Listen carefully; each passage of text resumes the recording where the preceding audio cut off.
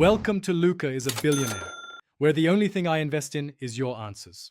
In this video, I will show how to make soup cubes at home. First, gather your fresh ingredients. You'll want about 2 cups of chopped carrots, 1 cup of celery, and 1 large onion. These form the delicious foundation of your soup base. Don't forget a few sprigs of fresh parsley and thyme, plus 1 bay leaf for that extra aromatic touch.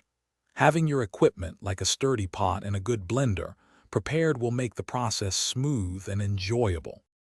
Now let's get cooking. Begin by heating 2 tablespoons of olive oil in your large pot over medium heat. Add your chopped carrots, celery, and onion, sautéing them gently for about 5 minutes until they become tender and fragrant. This step really brings out their natural sweetness. Next, pour in 8 cups of water or vegetable broth, along with your herbs, a half teaspoon of salt, and a 1/4 teaspoon of black pepper. Bring this mixture to a gentle simmer. Allow your soup base to simmer for at least 30 minutes or even up to an hour to ensure all the wonderful flavors meld together beautifully. Once it's done, carefully remove the bay leaf and any larger herb stems. Now you have a choice.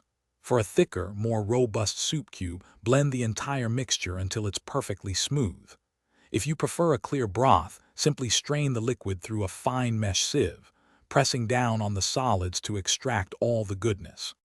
Once your soup base has cooled slightly, it's time to prepare it for freezing.